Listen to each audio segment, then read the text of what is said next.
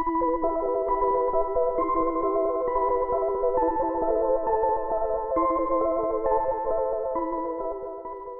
everybody, thank you for clicking on today's video and welcome to another missing persons case.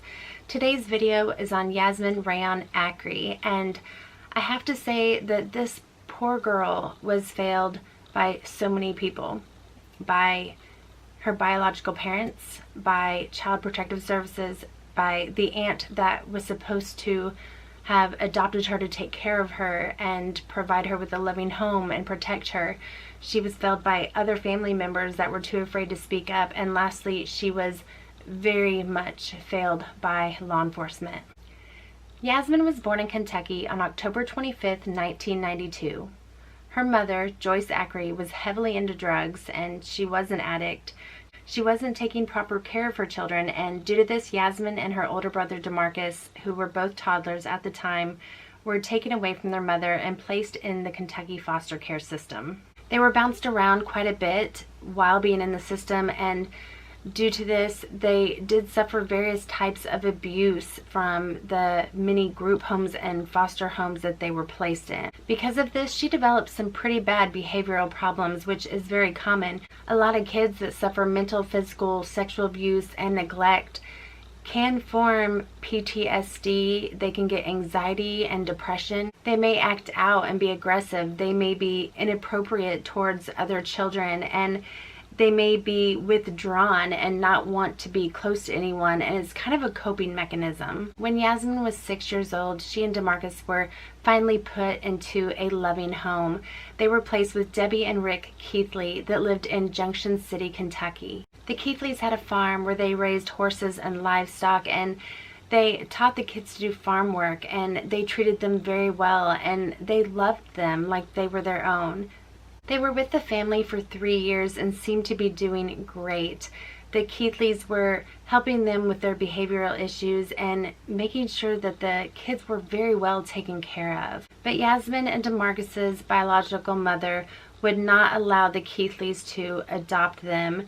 She wanted the kids raised by family, specifically their aunt Rosemary Starnes, who was their aunt by marriage. Which I don't understand why she got to decide what was best for the kids. I guess when parents, neglect to take care of their children and drugs are more important, they still somehow have a say in what's best for their children. I don't think they should, but that's just my opinion. Rosemary didn't really jump at the chance to take the kids. She did have one daughter of her own, but her daughter was an adult now and was out of the house. But in 2001, she decided to go ahead and take Yasmin and DeMarcus, and they were sent to live with her. Rosemary owned a 2-flat in the 4800 block of West Congress Parkway on the west side of Chicago in the Austin neighborhood. If you don't know what a 2-flat is, it's a 2-story building that has an apartment unit on each floor. She would rent out rooms in the basement as well as the upstairs apartment while she lived on the first level. The Austin neighborhood is one of the more dangerous areas of Chicago, and the violent crime rate there is very, very high, and it's not a place you would want to walk around in by yourself. Rosemary worked the night shift as a CNA in a group home for disabled adults, and since she worked the night shift, she did have a live-in boyfriend, and I'm kind of assuming, I couldn't find anywhere, but I'm kind of assuming that she left the children with the live-in boyfriend while she went to work. Either that or she left him home alone. I'm really not sure. Now, when Yasmin and DeMarcus moved in with Rosemary, therapists warned her not to leave Yasmin alone with other children, to only leave her with trusted adults, and that Yasmin would need intense mental health therapy. And I don't think Yasmin ever got that help. But Rosemary did put on a good show when caseworkers would come to the house for check-ins, and she came off as a very loving and devoted person and someone that was taking good care of the children.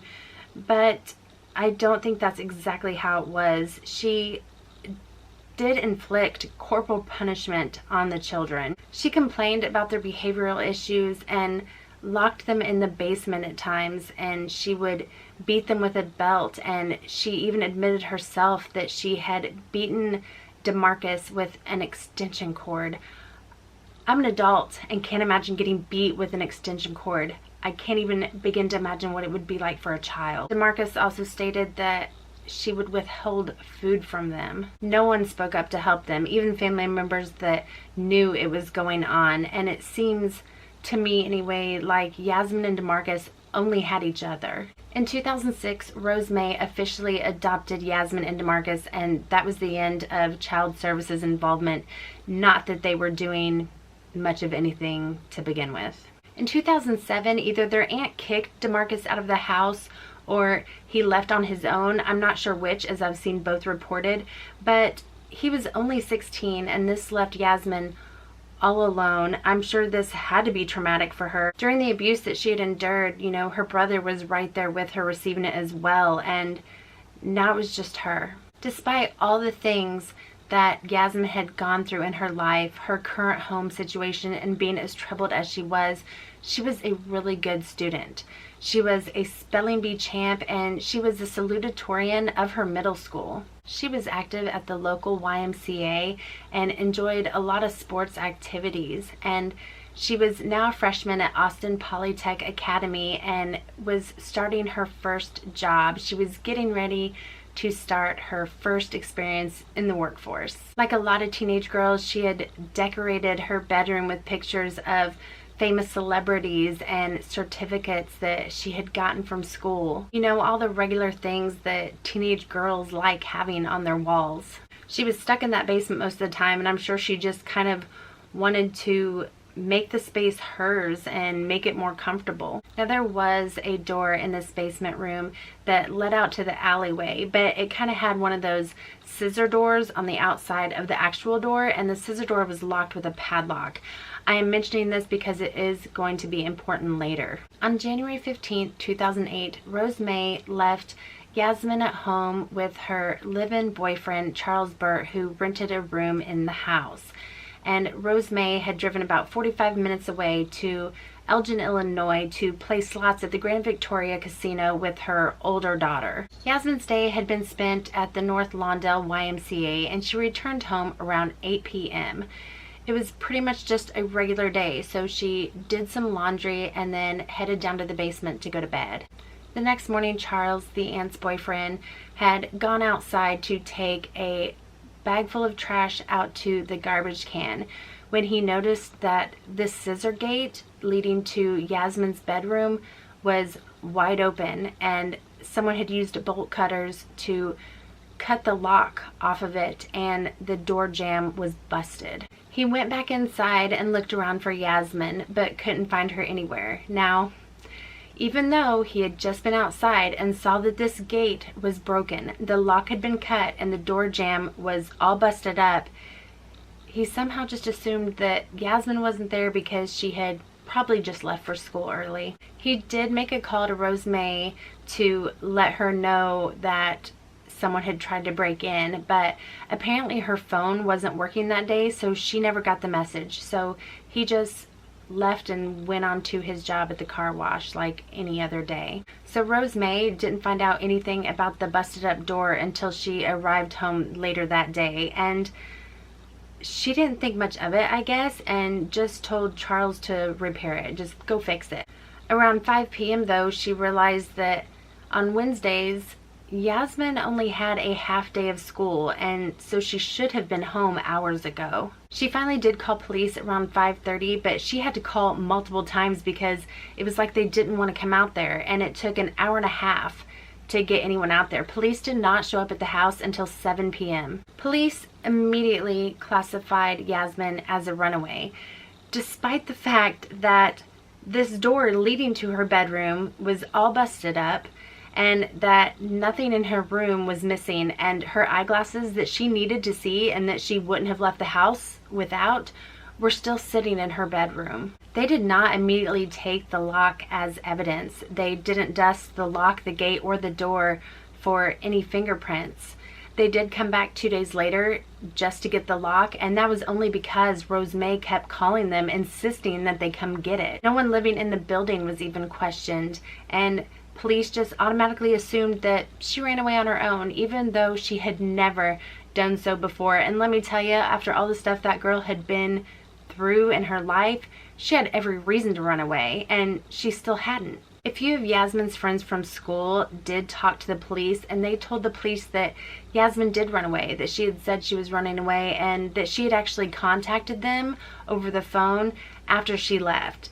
But police did check phone records and found out that this was a lie. These girls had made it up, and they finally admitted it. They admitted that they had made it up and that Yasmin had never said that she was going to leave, going to run away, and she had never contacted anyone. Sometimes people, and actually I've read where it happens a lot with kids, will tell a lie to kind of insert themselves into the investigation and make themselves a part of it when they're actually not. And I wish they could see just how extremely harmful that is.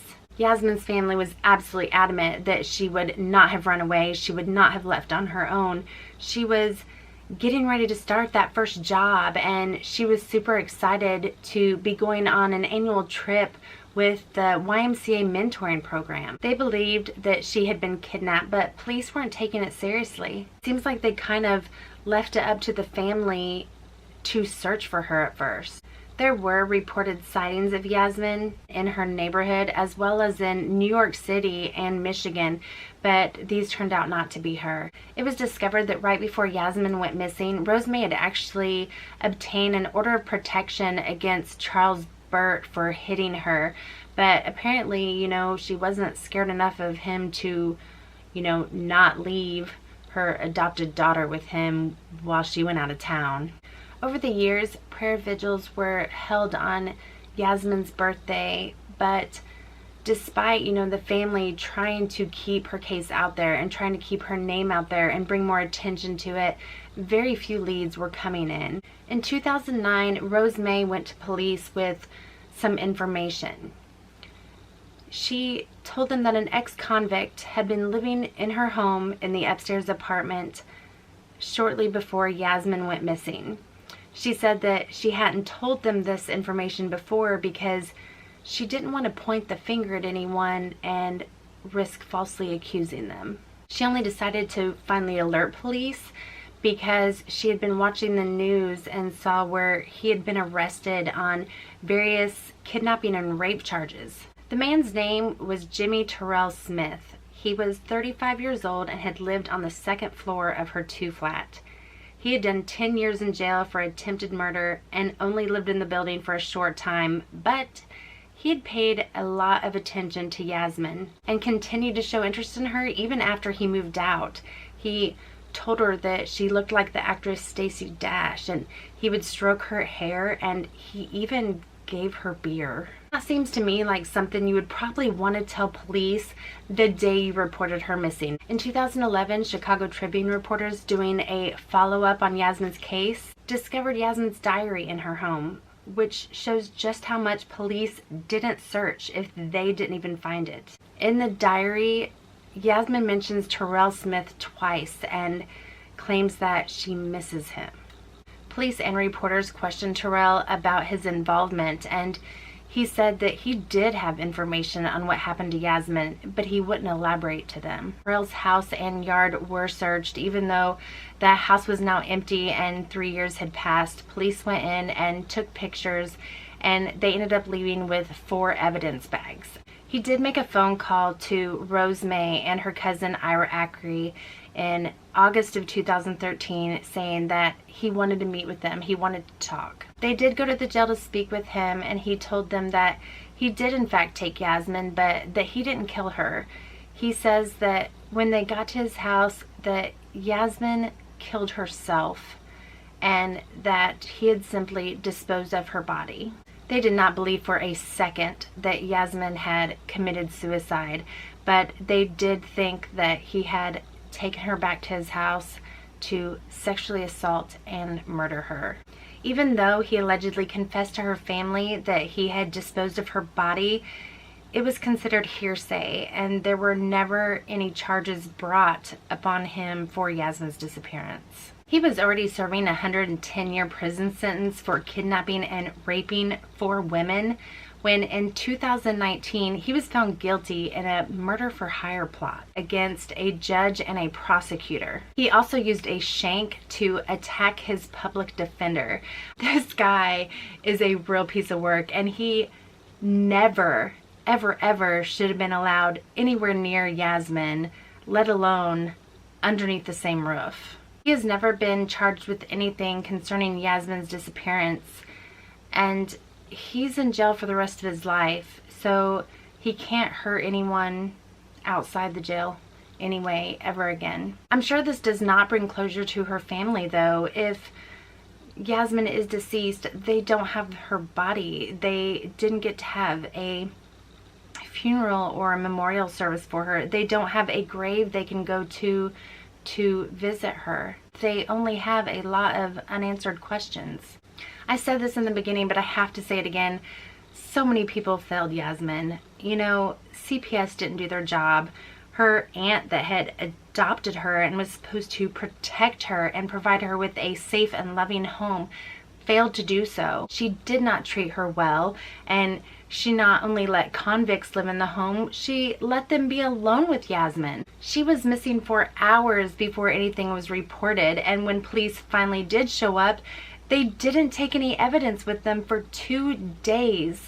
They didn't take the broken lock. They didn't check for fingerprints. They labeled her a runaway, and that was it. Rosemay had Charles Burt fix the door, and that probably destroyed any evidence that was still on the lock before police got it. She didn't mention to police that Terrell was living in her home, or the fact that he was a creeper that was showing way too much interest in her adopted daughter. So many things were done incorrectly or not done at all. After Yasmin's disappearance, Rosemay did push the police to keep investigating and to do something about Yasmin's disappearance, and she did organize the prayer vigils, and I'm sure she did feel a lot of guilt.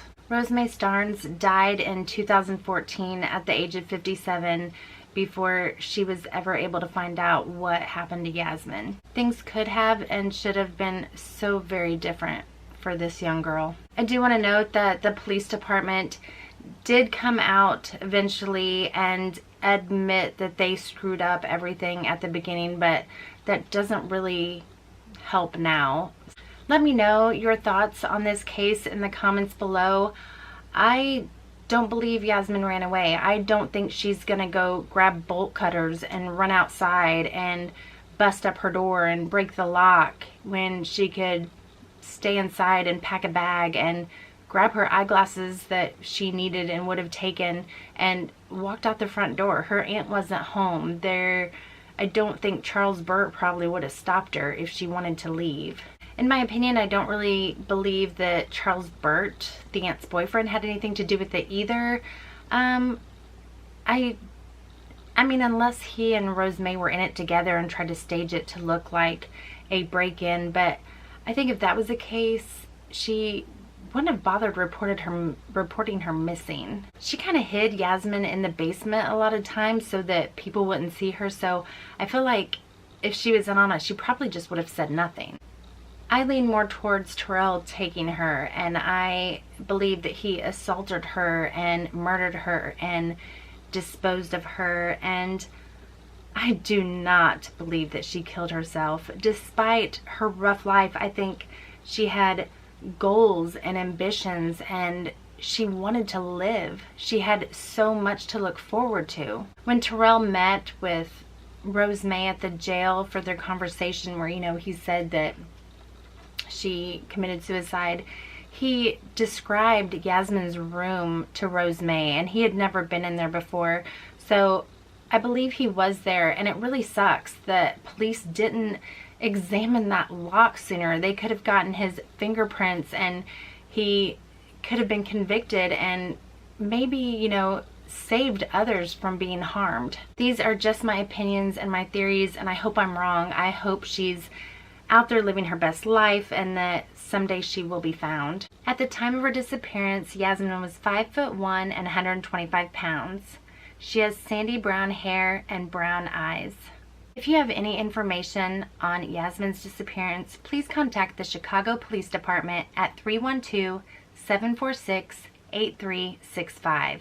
Please don't let her case be forgotten. Please share her flyer and share this video out where you can. There are 2 Facebook pages, like support pages for Yasmin, and I'm going to link those in the description box if you want to go check those out and, you know, show some support and let the family know that she has not been forgotten. I wanted to say, guys, if I ever get my facts wrong in a video, please don't hesitate to let me know. I do my best to find accurate information, but I'm not perfect. I mean, absolutely no harm doing these videos. I am simply trying to spread awareness. I appreciate you all watching, and if you would like to support me, please consider giving this video a like and hitting that subscribe button. I post videos every single Wednesday on the lesser known missing person cases, and I hope that you will keep watching. I will see you next time. Bye.